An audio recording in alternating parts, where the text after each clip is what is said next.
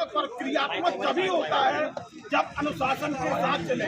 20 तारीख को पुलिस के द्वारा छात्रों के ऊपर जो बर्बरता की गई है उसका विरोध दर्ज कराने के लिए मैं युवाओं के साथ उनके साथ खड़ी हुई हूँ और मैं उनको विश्वास दिलाना चाहती हूँ कि हर युवा और हर छात्र के साथ हम सब लोग, क्योंकि हम भी, मेरी भी 2 बच्चे हैं, मैं भी माँ हूँ, तो एक माँ होने के नाते आज मैं अपने छात्रों के साथ यहाँ पर आई हूँ और उनके साथ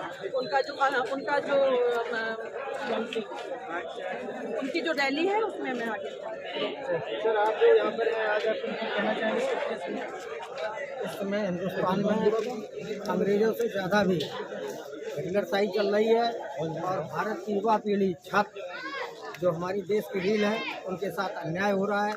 उनके साथ मोदी जी न्याय करें और शिक्षा मंत्री का इस्तीफा दिलवाएं। ये बहुत गलत हो रहा है। हिंदुस्तान में पहली ऐसी सरकार भाजपा रही है जिन्होंने बच्चों के ऊपर लाठी चलाने का काम किया। आज तक जाने कितनी सरकारें आई चली गई, मगर किसी ने भी छात्रों के ऊपर कोई भी अत्याचार नहीं किया है। और यही है, छात्र हमारे इस बीजेपी सरकार को उखाड़ फेंकेंगे और हम लोग मांग करते हैं कि शिक्षा मंत्री अपना इस्तीफा दें और बच्चों हित में हम लोग उनके साथ तन मन और धन से उनके साथ खड़े हैं। धर्मेंद्र प्रधान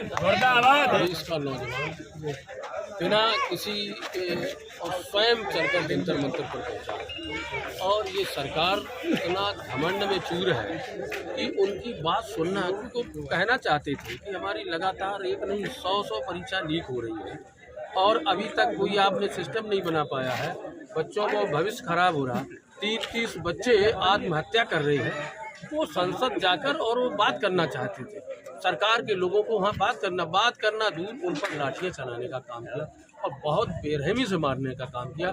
इसलिए इस देश के नौजवानों में बहुत गुस्सा है, छात्रों पर बहुत गुस्सा है, इसलिए सारे देश में उबाल है और बहुत गुस्सा है इस सरकार के प्रति। और लोगों ने ये तय कर लिया है कि हम तब तक धरना प्रदर्शन, जो भी जिस तरीके का विरोध प्रदर्शन करते रहेंगे और उसको हम लोग जारी रहेंगे जब तक वो धर्मेंद्र प्रधान इस्तीफा नहीं देते हैं, तब तक हम लोग ये इसी प्रकार से जारी रहेंगे। देते थे कि देश बेटी पढ़ाओ बेटी बढ़ाओ, शक्ति महिला सशक्तिकरण, तुमसे ज़्यादा महिलाओं का अपमान जंतर मंतर में आज तक किसी राजनीतिक दल ने नहीं किया।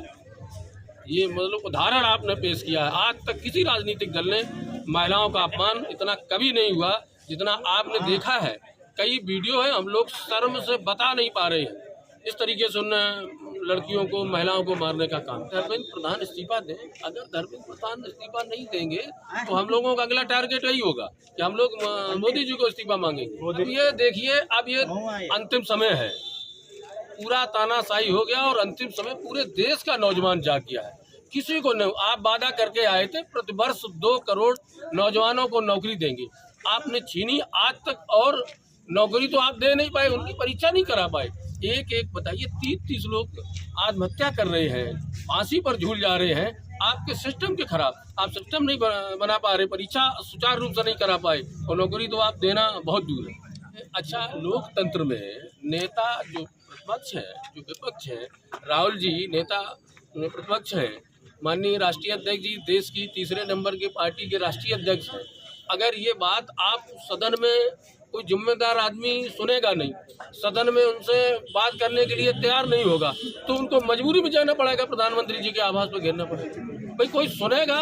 भाई सदन में आप आते नहीं हो, सदन में आप सुनते नहीं हो, फिर वो आखिरकार नेता जो प्रतिपक्ष है किस लिए है, कैसे इनको बताना पड़ेगा।